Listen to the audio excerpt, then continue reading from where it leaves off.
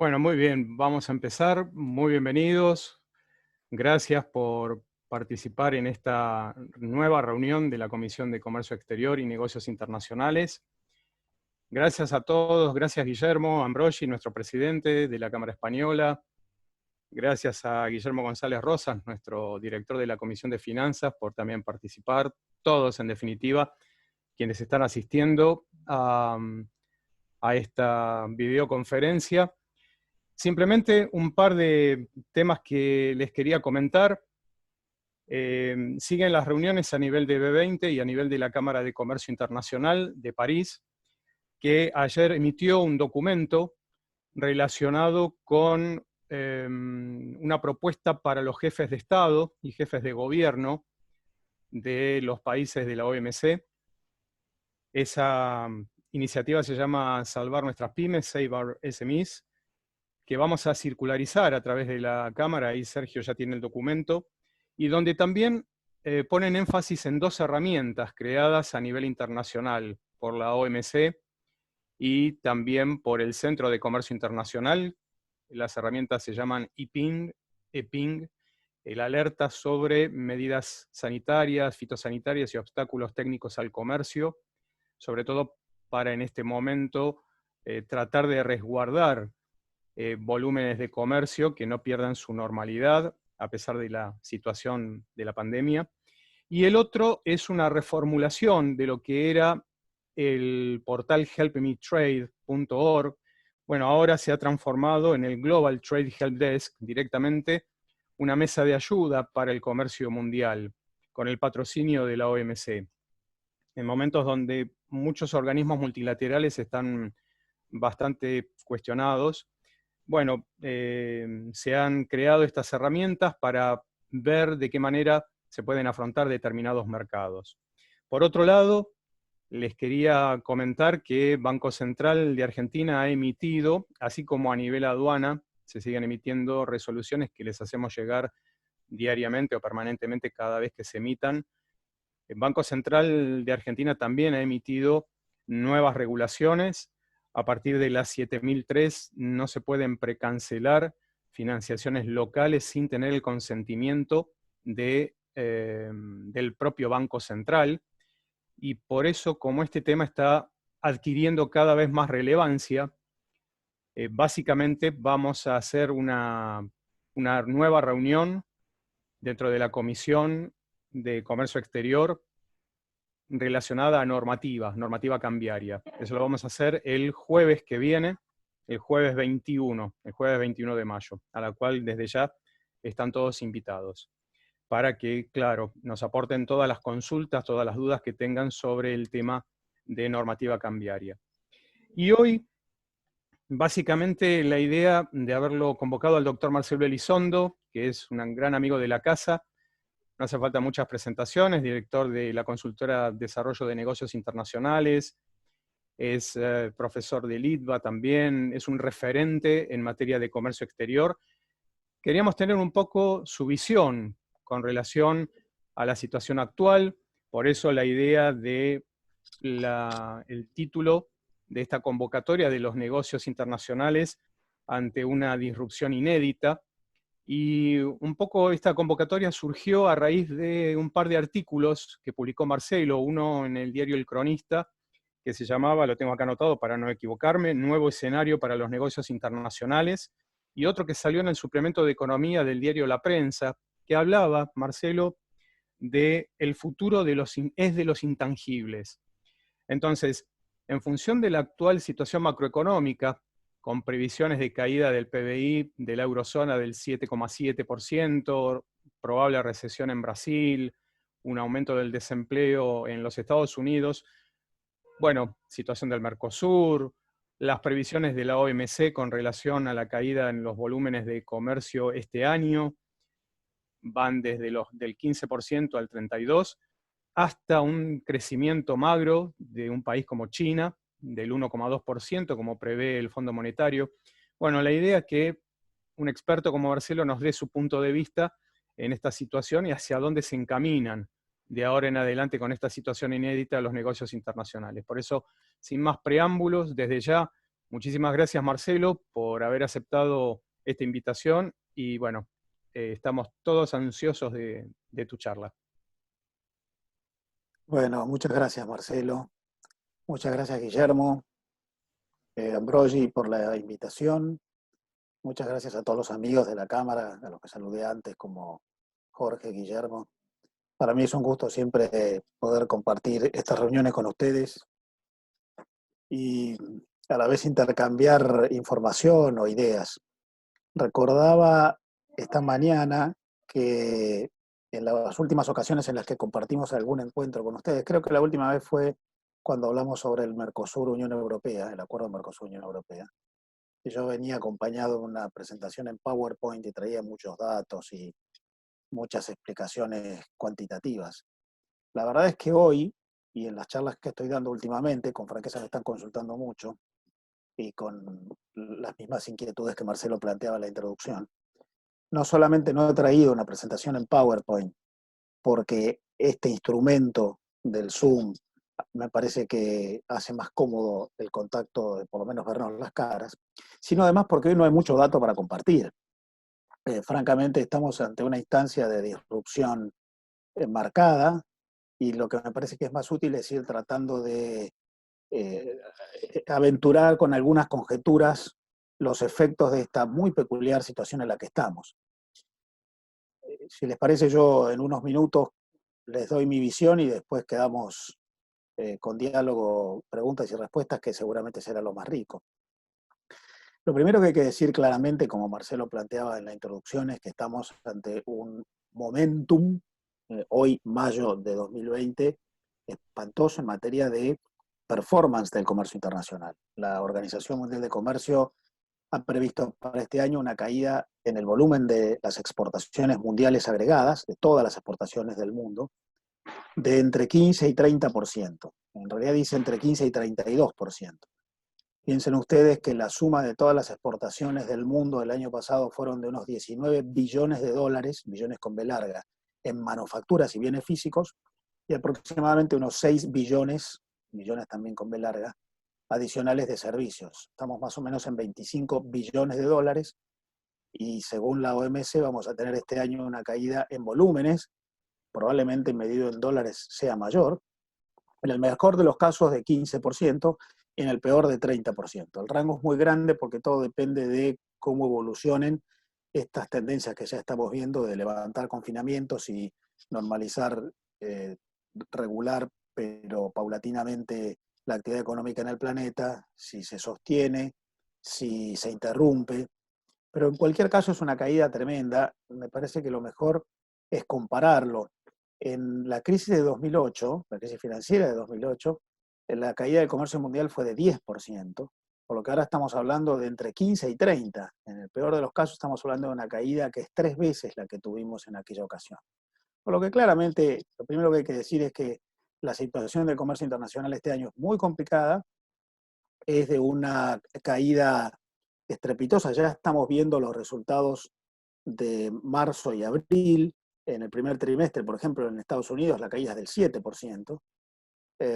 Y seguramente lo que sí habrá que hacer después es una disección en la información. Habrá rubros en los que la caída será mucho mayor, sobre todo los rubros relativos a los bienes suntuarios, los autos, por ejemplo, y rubros en los que la caída será menor, por ejemplo, en los commodities vinculados con el agro, porque finalmente desde la pirámide de Maslow para acá, lo primero que uno recorta es lo menos necesario y lo último que recorta es lo más necesario, como la alimentación. Pero de todas maneras, sea por precios, sea por volúmenes, lo que tendremos es una caída en todo el año muy marcada, que podríamos esperar, es muy difícil predecir, pero si se cumplieran los procesos de normalización paulatina, que fuera muy dura en el primer semestre y en el segundo semestre empezara a recuperar cierto vigor.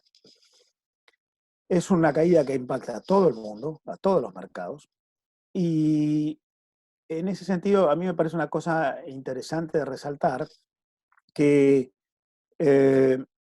probablemente sea una caída del comercio internacional de la que uno pueda aspirar a una recuperación no demasiado retrasada. ¿Por qué digo esto? La verdad es que, a diferencia de lo que ocurrió en crisis anteriores, como la crisis de 2008, por ejemplo, crisis anteriores en las cuales la razón de la recesión y del impacto en el comercio internacional era endógena a la actividad económica, en el caso del 2008, la actividad financiera. Aquí no tenemos una caída motivada por un problema de la demanda, porque haya una pérdida de poder adquisitivo endógena, o por un problema de oferta, porque haya una pérdida de capacidad de inversión.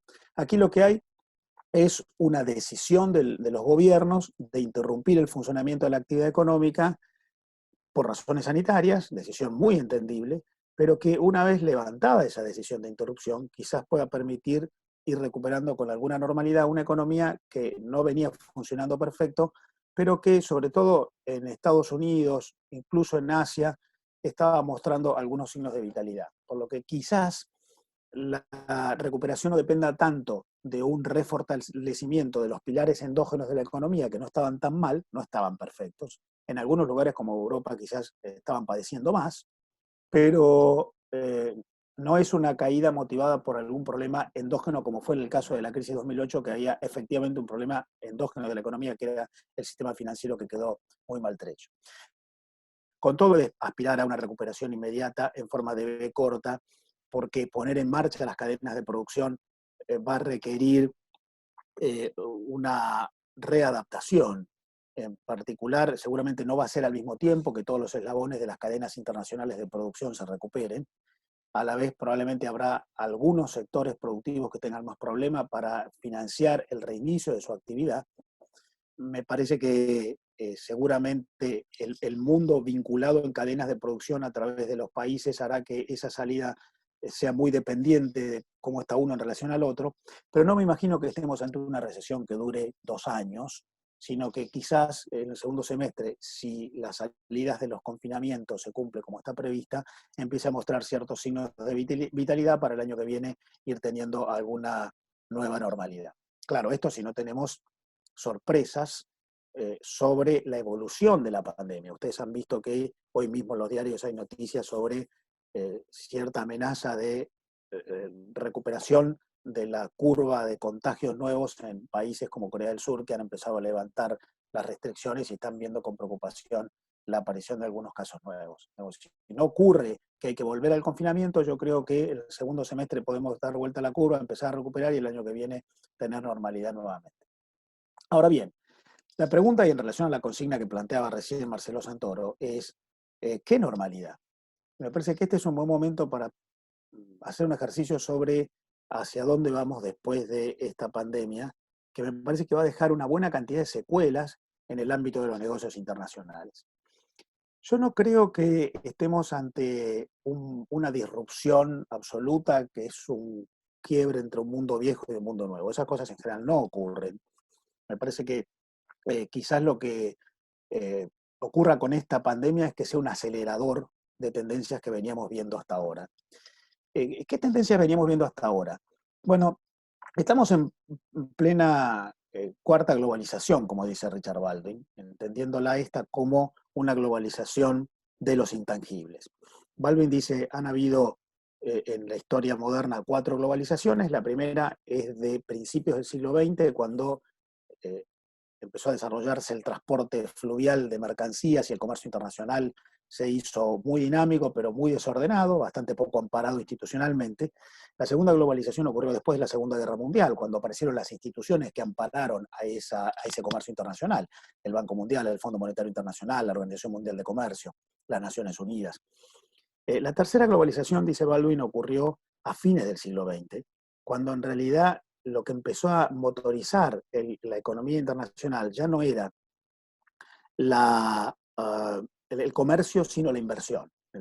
Los flujos de inversión extranjera directa fueron los que empezaron a motorizar el comercio internacional. No se exportan productos, se exportan fábricas, dice Baldwin, y eso hizo que se generaran las cadenas globales de valor, esto de la deslocalización productiva y empresas multinacionales que establecen en distintos países distintas etapas de producción que se van ensamblando en un proceso sistémico. La cuarta, dice Baldwin, empezó a ocurrir en la segunda mitad del siglo XXI, cuando las cadenas globales de valor ya dejaron de estar impulsadas por la globalización de bienes físicos, eso de lo que hablábamos recién, un insumo que se desarrolla en un país gracias a productos primarios que vienen de otro país y desde este segundo país avanza en una perfección hacia un tercer país y luego un cuarto y se termina con un bien final en un quinto o un sexto. Esas cadenas globales de valor que eran procesos de ensamblamiento o de manufacturación a lo largo de los países. Ese comercio internacional de bienes físicos se estabilizó bastante. No retrocedió, pero se amesetó hacia el año 2010, precisamente después de la crisis financiera de 2008. Y en ese momento lo que empezó a motorizar la globalización fue el flujo de intangibles. Las empresas empezaron a compartir a través de las fronteras información, conocimiento, capital intelectual, servicios, royalties, patentes, ingeniería, innovación, invenciones, know-how, la generación de valor económico a partir del desarrollo de intangibles.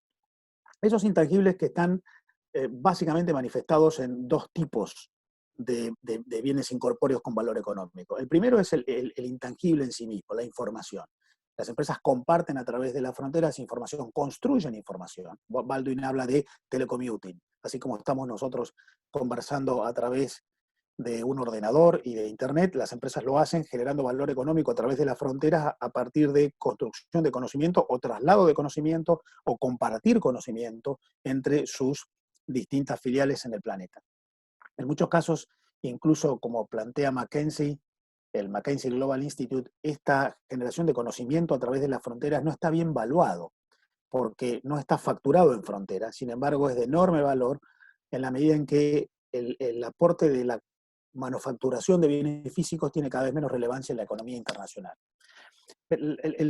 Ese primer conjunto intangible son el conocimiento puro, la información, el know-how, las patentes, los royalties o las innovaciones.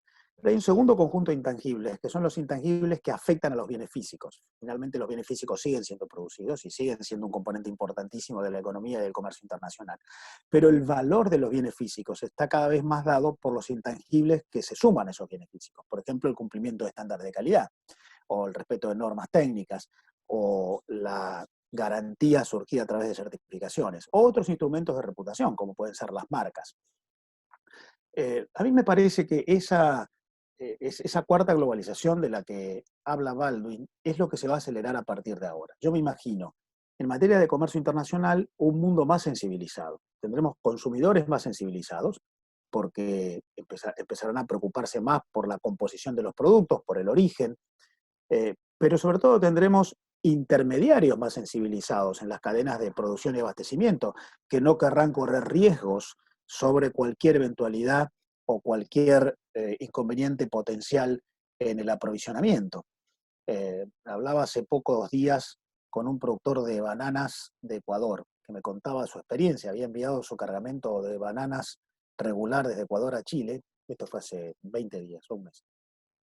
Y contaba él que cuando quisieron ingresar las bananas, que habían cumplido con todos los certificados habituales en el puerto de Valparaíso, el cargamento fue detenido porque le pidieron la constancia de la desinfección del cargamento. Y el transportista lo llama a este señor productor, le dice, nos están pidiendo una certificación adicional que no estaba prevista. La discusión se arma en ese momento. Lo cierto es que efectivamente la respuesta es, miren, me están pidiendo una certificación que el Estado de Chile no pide. Y la respuesta fue, no, es que claro, no es una certificación exigida por el Estado de Chile, es una certificación exigida por el puerto de Valparaíso, surgida de un reclamo gremial, porque las bananas vienen de Ecuador, que es un epicentro del COVID-19, por lo tanto, si ustedes no desinfectan, no entra, y esto implicaba un costo adicional no previsto en la operación. O sea, la sensibilización que va a surgir, no solamente por el COVID-19, algún día aparecerá la cura o la vacuna, sino por temas vinculados con lo sanitario, con lo ambiental, con aspectos que antes no eran centrales en la producción, seguramente hará de los consumidores, de los miembros de las cadenas globales de valor y de los reguladores, actores más sensibles que empezarán a activar esta exigencia de estándares, requisitos, cumplimiento de normas. Yo creo que esa economía de los intangibles, en la que el principal valor eran los intangibles puros como el conocimiento, la información, pero también están los conocimientos, o los intangibles afectados a los bienes físicos, como certificaciones, normas de calidad y estándares, es lo que va a impulsar el nuevo comercio internacional. Yo me imagino que efectivamente empezaremos a tener consumidores más sensibles, actores productivos más sensibles, reguladores más sensibles. ¿Qué quiero decir? Yo supongo que vamos a un mundo en el cual la desglobalización, la nacionalización proteccionista no es algo demasiado viable. Yo entiendo que hay algunos que están diciendo, bueno, ahora vamos a tener rebrotes nacionalistas y proteccionistas. Quizás eso pueda ocurrir inicialmente, pero tendría un costo económico enorme. Es de difícil aplicación el desmantelamiento de la internacionalización productiva sin pagar altísimos costos. La escala requerida para producir para 7.500 millones de consumidores en el planeta requiere la internacionalidad. Cuando en el mundo hubo desglobalizaciones y procesos de nacionalización proteccionista antes, en realidad lo hubo porque estábamos en las instancias de la globalización anterior, en la que lo que se globalizaba era el comercio de productos en los barcos, pero ahora que lo que está globalizado es la producción, interrumpir esos flujos de bienes a través de las fronteras o de conocimiento a través de las fronteras sería mucho más complejo en términos operativos. Ahora, probablemente sí tengamos una globalización muy distinta en la cual estos estándares de calidad, estos requisitos técnicos, estas normas de exigencias vinculadas con certezas que van a empezar a pedir consumidores, productores y reguladores sean más altos. Por lo que es posible que estemos yendo a un comercio internacional más complejo, más trabado, con un piso de estándares exigido más alto y en ese sentido con costos adicionales. Y probablemente esto nos va a llevar a un escenario internacional en el cual la globalización continúa avanzando con el motor de la construcción de intangibles. Si uno mira lo que ha pasado en el mundo en los últimos 15 años, descubre que el comercio de bienes físicos, comercio mundial de bienes físicos, las exportaciones mundiales de todos los países ha crecido más o menos una vez y media, 150%. El comercio de servicios ha crecido 60% más que el de bienes físicos. Ya hoy el comercio internacional de servicios es mucho más dinámico que el comercio internacional de bienes. Pero lo que más ha crecido en el mundo, que ha crecido 70 veces, no una vez y media, 70 veces es el flujo de información a través de las fronteras, sobre todo activado por empresas que están intercambiando este tipo de nuevo valor económico. Hay un libro muy interesante que a mí me gusta mucho, que yo tengo acá atrás en mi biblioteca, que se llama Capitalismo sin Capital, Capitalism Without Capital, de Jonathan Haskell, que describe perfectamente esto, incluso describe las dificultades que hay hoy en términos contables para evaluar los activos intangibles por parte de las empresas y poder tener certeza sobre de qué estamos hablando en términos económicos. La generación de valor a partir de intangibles, desde el valor de los contratos que una empresa tiene con terceros, o el valor de las ideas, o el del know-how, o la propiedad intelectual, o los royalties, o las patentes, hasta la reputación vinculada a una marca, hasta los intangibles, como yo decía, surgidos de los estándares de calidad. Yo creo que eso es lo que la nueva globalización va a premiar y probablemente el impulso a la internacionalidad productiva venga más por el desarrollo de esto, que es lo que ya venía ocurriendo. Insisto, si uno mira las curvas de los últimos 10, 15 años, claramente el mundo va hacia una intangibilización del comercio internacional. Esto no quiere decir que el comercio de bienes físicos retroceda, pero quizás en términos de volúmenes, incluso de dólares, se mantenga bastante estable y sea la calificación surgida de los intangibles lo que crezca más. Y me parece que eso es altamente probable que ocurra a futuro. Ahora bien, yo creo que en ese escenario nosotros tenemos que prever dos cosas. Primero, no todo el mundo puede competir en un mundo más calificado. Por lo tanto, yo me imagino un mapa dividido al medio en el cual arriba estén los países que puedan invertir, producir, comerciar y consumir bienes calificados por los intangibles. Donde están los consumidores más exigentes que van a pedir en un supermercado un producto con una etiqueta en la que a través de realidad aumentada vamos a ver la trazabilidad del producto en blockchain y eso va a valer más. En esa mitad de arriba vamos a ver consumidores que premian eso, vamos a ver productos que se diferencian a través de eso, pero vamos a ver a los países con más capacidad cualitativa compitiendo en ese lado. Ya hay un trabajo, otro, del McKinsey Global Institute, que dice que el comercio internacional en el último año, el año 2019, año en el cual la exportación de bienes físicos cayó 2% y la exportación de servicios creció 3%, es una tendencia que está ocurriendo en el mundo. Pero dice Mackenzie, si uno mira cómo compiten los países y analizan la suma de todas las exportaciones en el planeta, las exportaciones que han prevalecido en el mundo como consecuencia de menores costos, sobre todo basados en salarios más bajos, son solo el 18% del total. Ya en el mundo hoy lo que prevalece no es el menor costo, sino la capacidad de generar valor, el paradigma del valor sobre el paradigma del costo. Ahora, ¿quiénes pueden competir ahí? Y son los que estén de la mitad para arriba, los países que tengan más capacidad económica. Probablemente los que estén de la mitad para abajo serán los países más pobres que tendrán más dificultad. Para ellos habrá un mundo con menos capacidad adquisitiva, de esta pandemia vamos a salir todos más pobres, y un mundo en el cual haya que competir con menos márgenes posibles. Ahora, ese mundo que yo divido al medio, entre los que pueden jugar en este nuevo escenario de la producción más tecnologizada, ese mundo también hay que dividirlo con una línea vertical que me parece que tiene que ver con la nueva geopolítica. Vamos a tener un mundo en el cual van a haber otra vez bloques y ejes. Si ustedes han visto las noticias recientes, habrán visto que no solamente Estados Unidos está reclamándole a China por la aparición del COVID-19, sino que hay muchos otros países occidentales en términos políticos, no geográficos. Australia le ha pedido a China investigaciones profundas sobre las razones, el origen del COVID-19, lo ha hecho Alemania, lo ha hecho incluso acompañando a Australia a Nueva Zelanda, lo ha hecho Francia, de modo que me parece que acá estamos yendo a una nueva geopolítica, una geopolítica de tensiones, una geopolítica otra vez de bloques, y que esa geopolítica de bloques va a afectar en el escenario de los negocios internacionales. Yo no me imagino un mundo al cual volvamos al multilateralismo ideal de una OMC que propone que todos bajemos los aranceles, que la reducción de aranceles como costo en frontera sea el principal paradigma de la integración, incluso que tratemos de avanzar en la facilitación de comercio que surgió del nuevo acuerdo, el último de la OMC. Yo creo que vamos a un mundo de más tensión, de más fricción, en el cual habrá amigos por un lado que serán enemigos de los amigos que estarán por el otro lado, y eso va a afectar el escenario de los negocios internacionales.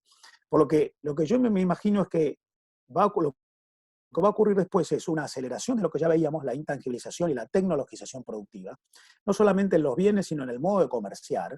He estado hablando últimamente con organizadores de ferias y exposiciones en Europa que me contaban cómo prevén ellos la vuelta a los grandes escenarios de promoción comercial, como las grandes exposiciones y ferias, y claramente las prevén como muy distintas de ahora.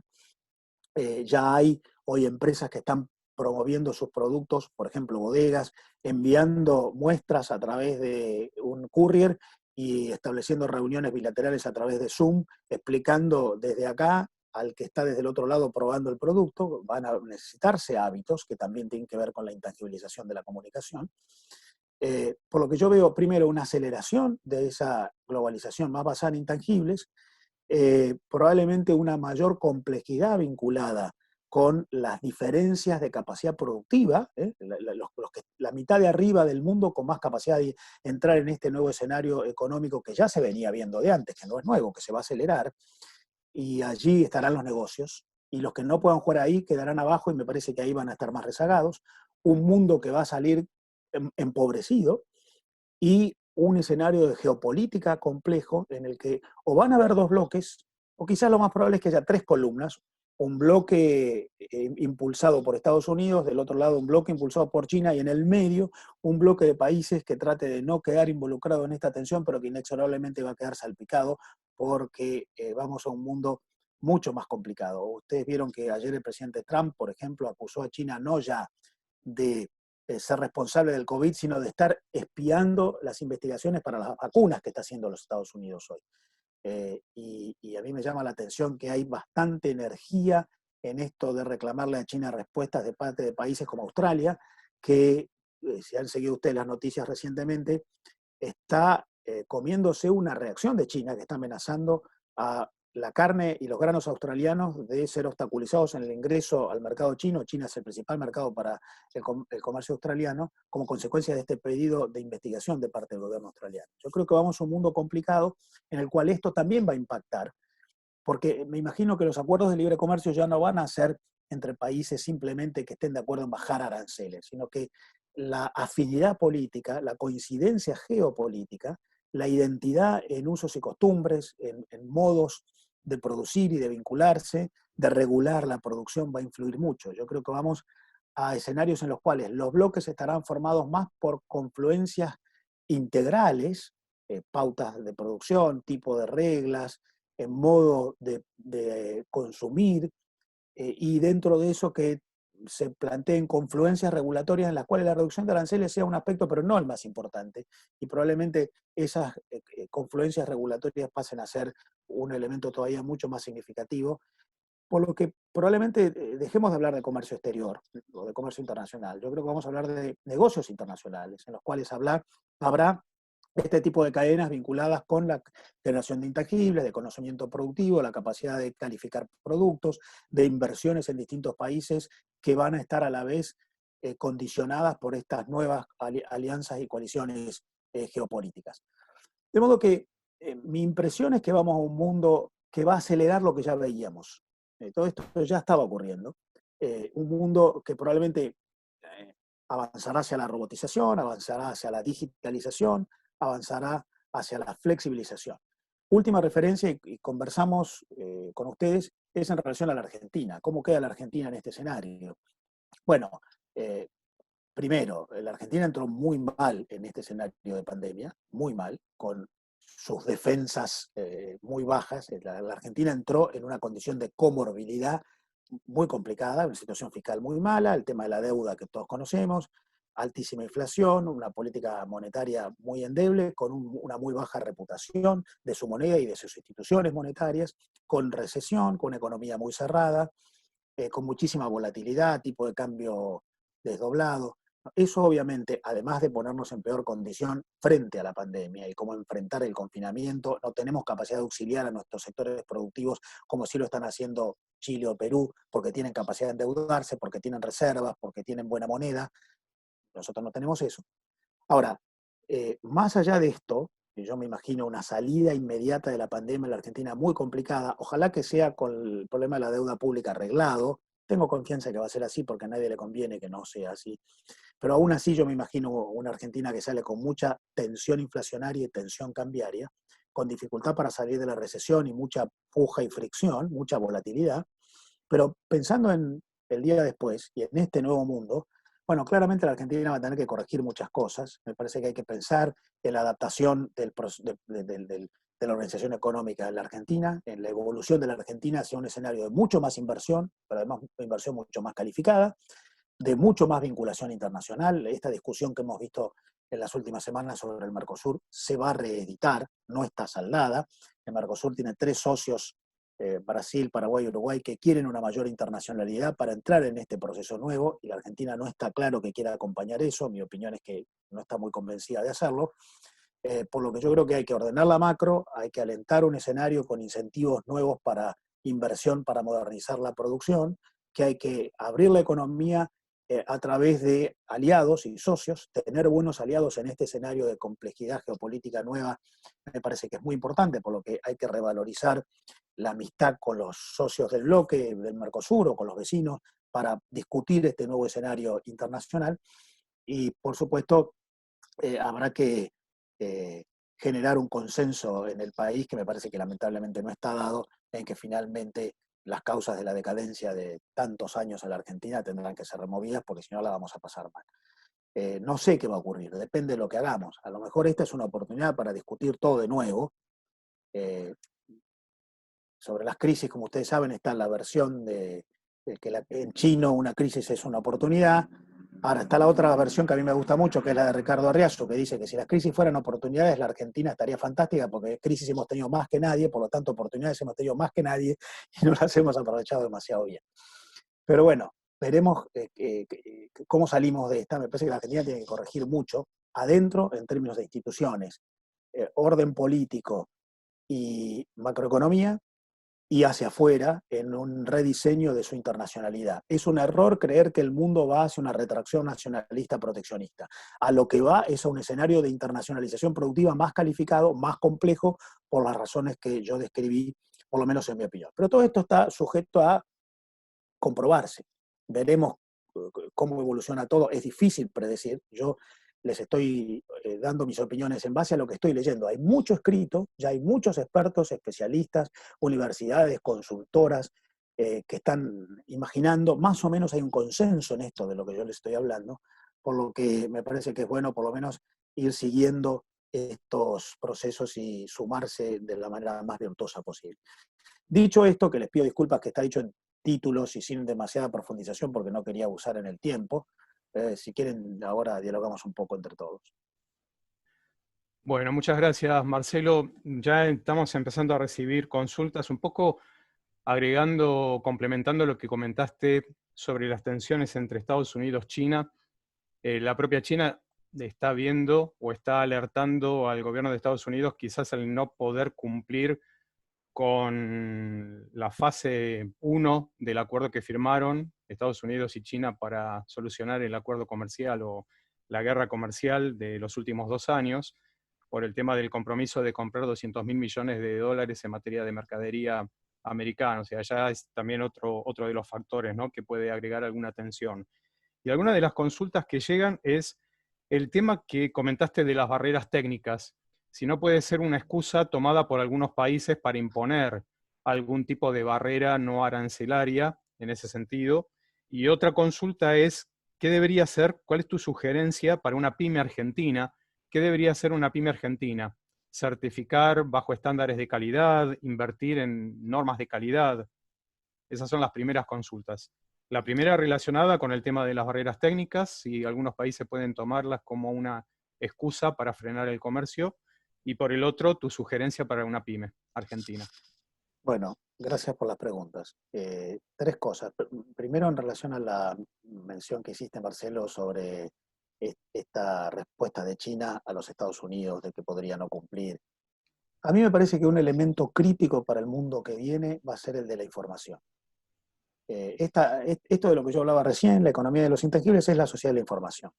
Ahora, la información no solamente va a estar reflejada en el producto, los consumidores van a evaluar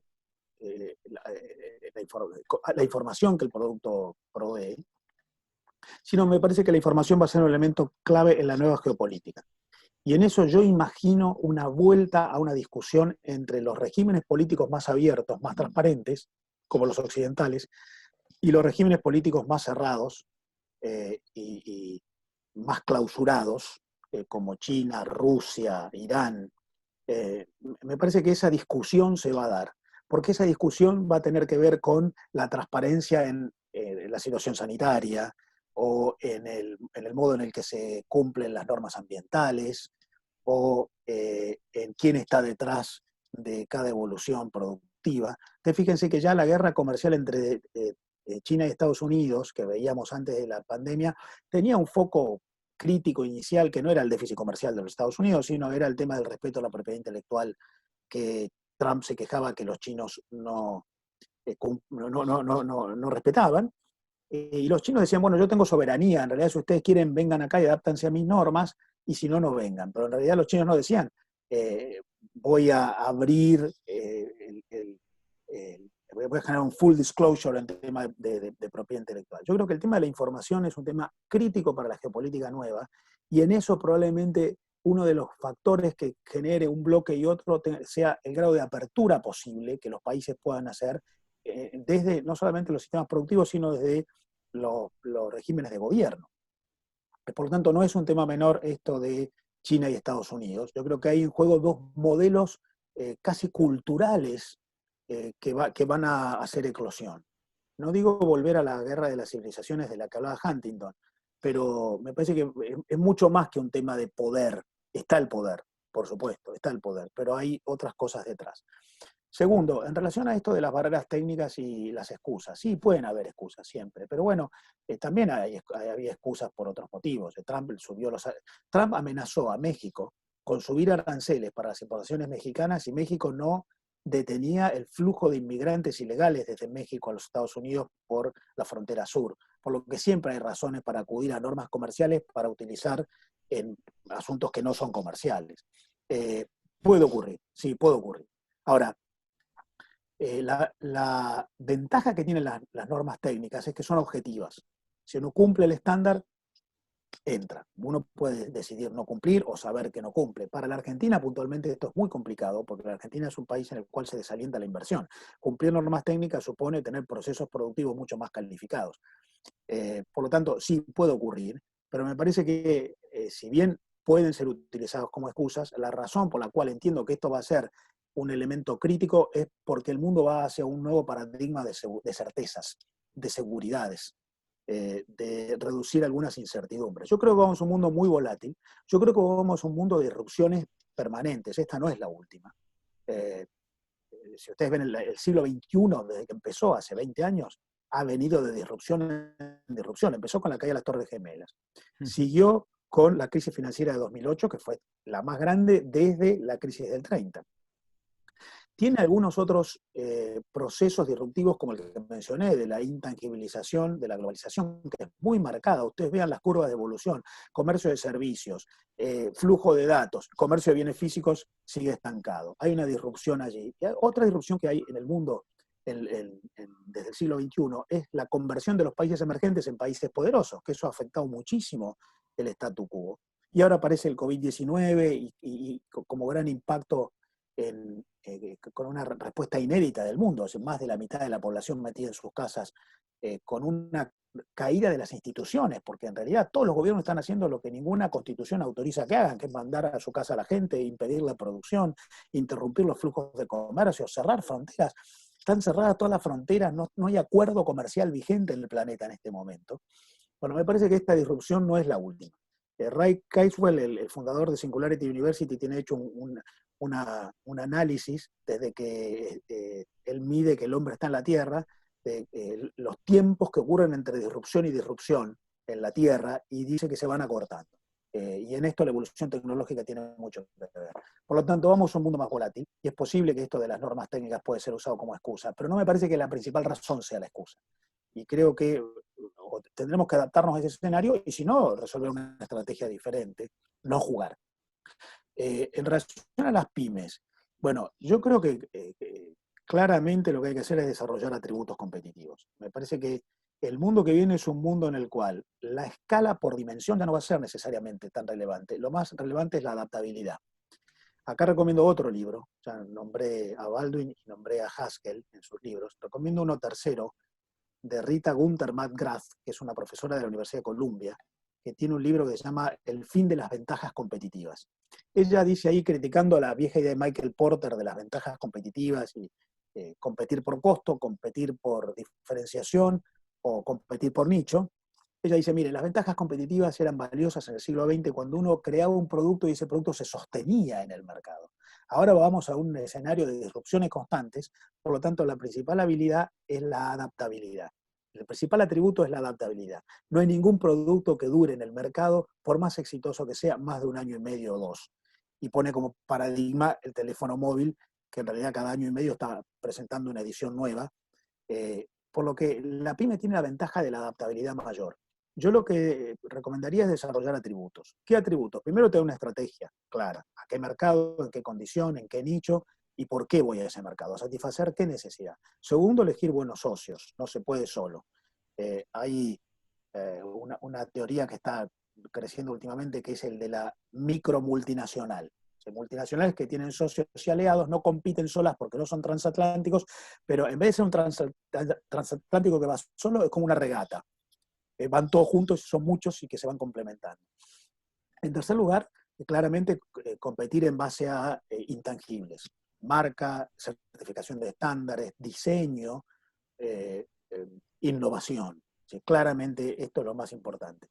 Fíjense, nunca ocurrió en la historia de la humanidad que las empresas top del mundo duran tan poco en su condición de top en el mundo. Es decir, hay Schumpeter y su destrucción creativa está cada vez más vigente y eso a la pyme la puede ayudar. Por lo tanto, intangibles en la oferta. En cuarto lugar, yo lo que recomendaría es la creación de arquitecturas vinculares para tener garantía de poder abastecerse de recursos humanos calificados, de insumos. Nadie sale solo si no tiene garantizado su retaguardia. Pero bueno, eso depende de cada pyme y me parece que claramente es un escenario en el cual lo ideal es competir en la franja de arriba, quizás no tanto por escala, quizás no por el paradigma de menor costo, sino por el paradigma de más valor. Bien, gracias, Marcelo. Te digo que nos están lloviendo las preguntas. Los que les pido que formulen breves las preguntas, así podemos transmitírselas a Marcelo. Una de las preguntas nos dice si ves que se puede dar una reformulación del Mercosur. Quiero aclararles que no es que te estoy dejando de prestar atención, estoy viendo en el celular las preguntas y alguna tratar de descifrarlas. Una de las preguntas que estamos recibiendo es si pensás, bajo tu punto de vista, si hay que reformular el Mercosur, cuál es tu visión al respecto y el papel de Argentina dentro del Mercosur. También Bueno, hay otra primero, pregunta que nos dice que nos pases los nombres de los libros y después nos podés pasar para circularizarlos también. después les paso los nombres de los libros. Antes voy a tratar de comunicarme con sus autores para pedirle una comisión, porque recomendar gratis es una cosa muy, muy alejada a la economía de mercado, ¿no? Sí, después les paso los nombres. Eh, te los paso si querés, Marcelo, y los Sí, circulamos. sí, perfecto. Eh, espero acordarme de todos los que recomendé. Mm. Eh, Mercosur. Primero es lo que yo creo que va a ocurrir. Yo creo que el Mercosur va hacia una apertura. Primero porque hay en los tres otros socios, Brasil, Paraguay y Uruguay, en orden alfabético, una vocación de apertura. Y me parece que eso no es detenible. ¿Por qué ocurre esto? Uruguay y Paraguay lo quieren hace mucho, no solamente con los gobiernos actuales. Brasil me parece que entendió, Brasil es una de las 10 mayores economías del mundo y entendió que no puede seguir siendo una de las 10 mayores economías del mundo si no entra en un escenario de internacionalización productiva. ¿Qué es lo que hizo que en Brasil el viejo modelo de industrialismo nacionalista, proteccionista, ahora no sea exclusivo, sigue existiendo? Pero hay otro grupo en Brasil muy importante que es el de las multinacionales brasileñas. De las empresas brasileñas que han decidido invertir en el mundo, están en África, están en Europa, están en Asia, están en Latinoamérica. De las 100 principales multinacionales latinoamericanas, 35 son brasileñas, solo 6 son argentinas. Ese sector está diciendo, miren, yo no puedo competir en el mundo si no accedo a financiamiento externo, si no accedo a insumos y tecnología muy moderna, si no entro en estos flujos más modernos de globalización basada en intangibles. Yo creo que la postura de apertura del Mercosur, que es acuerdos con terceros mercados, pero además reducción del arancel externo común, esta discusión va a venir antes. Nos estamos concentrando todos en si queremos el acuerdo con Corea del Sur o con Canadá. Yo creo que la discusión que antes va a haber es Brasil, Uruguay y Paraguay quieren bajar el arancel externo común y Argentina no. Esa discusión en Brasil en general está más allá de Bolsonaro. Y creo que es una necesidad, porque Argentina y Brasil son 2 de las 10 economías más cerradas del mundo. El Mercosur es el bloque de todos los bloques que hay en el mundo, que son alrededor de 15, es el bloque en el cual la relación comercio-producto bruto regional es más baja de todos en el mundo. Bueno, yo creo que hay una necesidad y va hacia una apertura, quizás no tan eh, generosa como eran las aperturas antes, bajamos aranceles y después vemos un poco más discriminativa, como yo mencionaba antes, con coaliciones regulatorias para tener determinadas garantías, pero me parece que va hacia eso, más allá de lo que yo quiera que ocurra, me parece que es lo que va a pasar. Yo creo que la Argentina no está de acuerdo con eso y vamos ahí a ver una fricción entre Argentina y los otros socios. Segundo, ¿qué es lo que yo creo que debería ocurrir? Yo creo que el Mercosur tiene que abrirse. El Mercosur viene perdiendo participación en el comercio internacional, viene perdiendo comercio interno. La Argentina hoy es el cuarto mercado para las exportaciones brasileñas, era el segundo mercado para las exportaciones brasileñas hace 7 u 8 años. Las exportaciones argentinas a Brasil hoy son más o menos 17% del total. Llegaron a ser 25% del total hace 20 años. En la medida en que nos vayamos perdiendo importancia relativa entre nosotros, bueno, los incentivos para seguir jugando cerrados van a ser cada vez menores. Por lo que yo creo que vamos a un escenario de mayor apertura, quizás en un contexto de un poco más de tensión entre nosotros.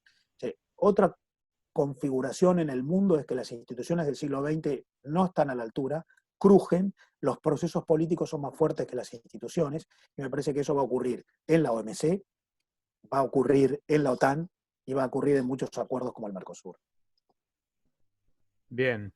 Otra de las preguntas, Marcelo, es ¿qué oportunidades ves para empresas exportadoras de alimentos o agroalimentos con valor agregado?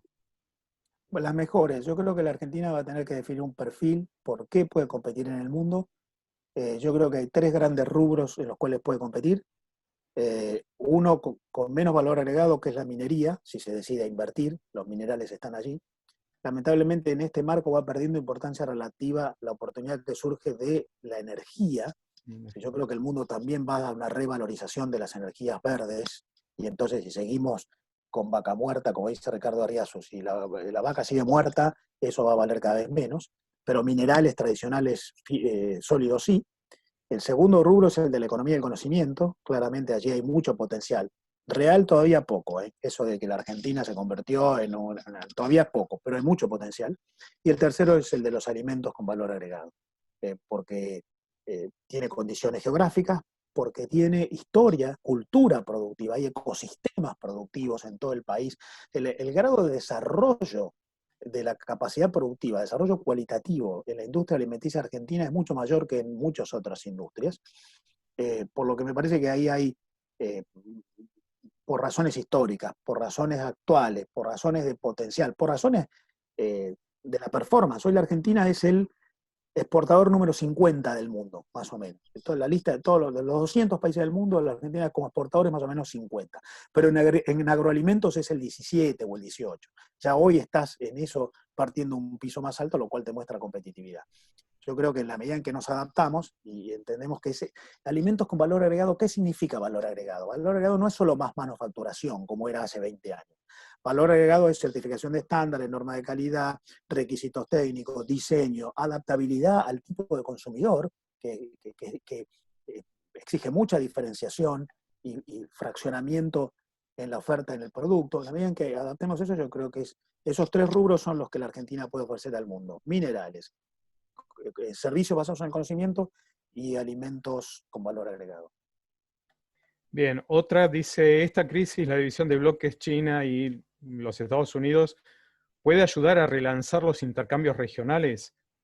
La uno con otra pregunta que dice, ¿Argentina debería focalizarse más en exportar hacia países de ALADI, hacia Latinoamérica? Está muy buena esa pregunta. Lo que está mostrando la globalización en los últimos años, antes del COVID-19, es más intercambios regionales, una globalización más regionalizada.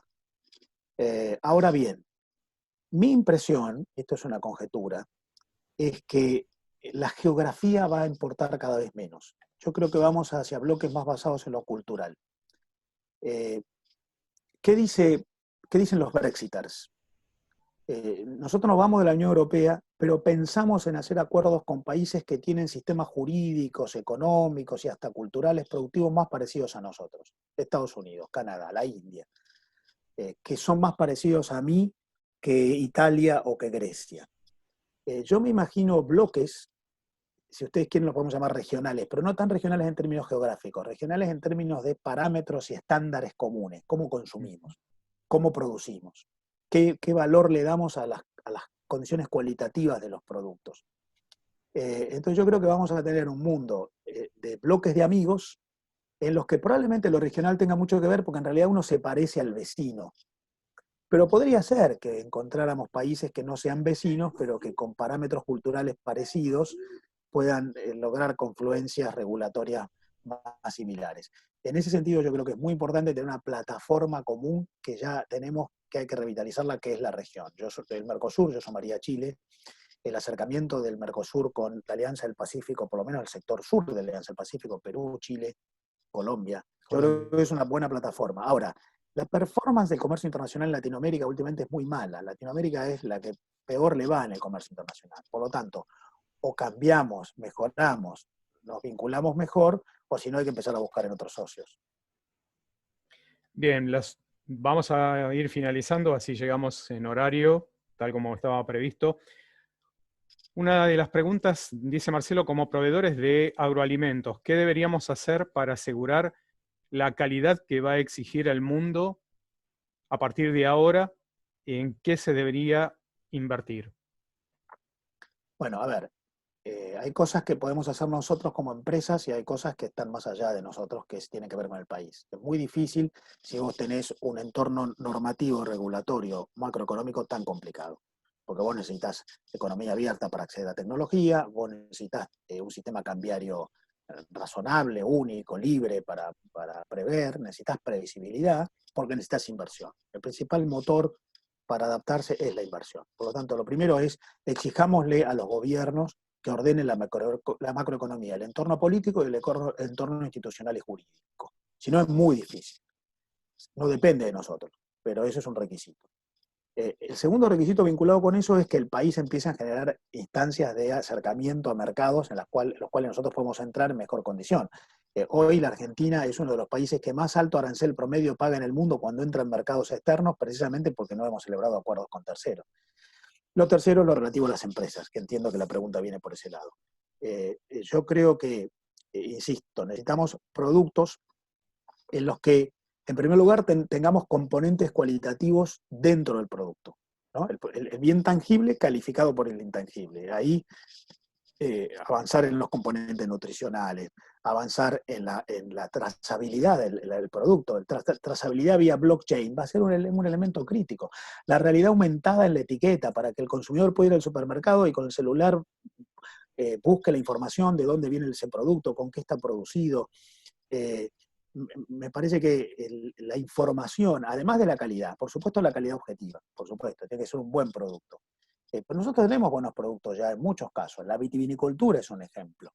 Las frutas argentinas son un ejemplo. Ni hablar de las carnes. Pero probablemente habrá que acompañar eso, insisto, con los intangibles que califican. Invertiría en eso, invertiría en los intangibles que califican.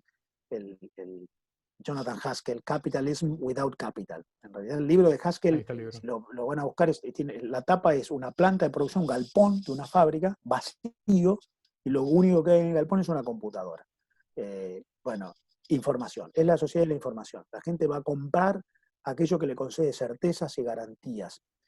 Por lo tanto, invertiría mucho en el intangible que califica el producto, invertiría mucho en la relación con mis socios en el mundo. Hay que construir arquitecturas vinculares. Es un mundo de desconfianzas. La nueva sensibilidad a la que vamos es un mundo en el cual todos nos vamos a mirar con mucha angustia. Por lo tanto, hay que construir sociedades, certezas y garantías, y eso se hace con socios. John Kay llama en su libro Fundamentos del Éxito Empresarial arquitecturas vinculares. Esas alianzas, dice él, no hay que construir en el mundo si una pyme, alianzas basadas en contratos legales tradicionales, sino en contratos relacionales. La confianza que nos une más allá de lo que dice el papel. Yo ahí invertiría mucho en eso también. Lo tercero es una muy buena estrategia de marketing. No hay que mandar el producto a un importador distribuidor y olvidarme. Hay un profesor español, Miguel Santés Mestre, dice el trade marketing. El marketing es pongo el producto en la vidriera y después no sé. El trade marketing es me involucro con el producto hasta que llega al final en el consumidor, aunque lo mío sea un mero insumo y termina después en la producción. Vamos a un mundo en el cual la información, las certezas, va a ser muy relevante, por lo menos al principio, los primeros años después del COVID-19. Por lo que yo también invertiría en el tema de la estrategia de marketing. Y por supuesto, que esto no excluye que además el producto físicamente tiene que ser muy calificado, pero en eso la Argentina ya es bueno. Lo que hay que hacer es acompañarlo con todo lo demás. Bien, y la última, Marcelo. Siento que somos Cámara Española. ¿Cuál es tu visión sobre el acuerdo Mercosur-Unión Europea? Si le ves futuro, ¿cómo estaría enmarcado dentro de esta nueva realidad? Mira, primero, auguro que avance y que evolucione. Y me parece que es muy importante, rompe la vieja estructura del Mercosur cerrada y aislada, y me parece que es una gran oportunidad para competir, para acceder a mercados y además para integrarnos, y además no es un mercado en el cual vamos a tener la amenaza de que nos vengan a competir por menores costos, por lo que me parece que sería una bendición que eso evolucionara rápido. Segundo, creo que es un acuerdo que va en línea con lo que yo mencionaba recién, en el que las confluencias tienen más que ver con identidades culturales. Me parece muy lógico, sobre todo con el sur de Europa. Nosotros, desde el punto de vista de la evolución de desarrollo productivo, no, pero desde el punto de vista de los usos y costumbres productivos, tenemos mucho más sintonía que con los países asiáticos o con los países africanos. Entonces me parece que ahí sería un acuerdo de nuevo tipo en el sentido de que ese nuevo regionalismo basado en identidades se podría haber manifestado. por lo que me parece que sería un acuerdo muy bueno para el Mercosur, muy bueno para la Argentina y muy apropiado para el nuevo tiempo. Esperemos que evolucione, que no se trabe mucho y que además sea acompañado por la Argentina. Yo me imagino que si sale, va a salir más rápido de Uruguay y de Brasil que de la Argentina, pero igual ojalá salga más tarde, más temprano de todos lados bien. Muy bien, fantástico. Bueno, muchísimas gracias, Marcelo, muchísimas gracias por esta disertación que nos diste, estos puntos de vista que fueron muy instructivos. Ya tomamos nota también de los libros que nos sugeriste, así que lo vamos a estar circularizando. Gracias a todos los participantes, gracias a Guillermo, el presidente de la Cámara, gracias al otro Guillermo también, de la Comisión de Finanzas, a don Jorge Aparicio también, que ahí lo vemos conectado. Bueno, y los esperamos. Gracias nuevamente, Marcelo, y gracias también por esta participación, por las preguntas. Mucho interés hubo en el tema. Y los esperamos el jueves 21 en una nueva reunión de la Comisión de Comercio Exterior y Negocios Internacionales para hablar del tema de normativa cambiaria. Así que, bueno, seguimos en contacto. Gracias a Muchas todos. gracias. Gracias. Magnífico. Hasta luego, Marcelos y Marcelo. Muy bien, ¿eh? Después nos vemos Chao, más tarde, Guillermo. Marcelito. Nos vemos. Gracias. Chao, gracias, Guillermo. Hasta luego. Adiós. Adiós. Gracias a ustedes por la invitación.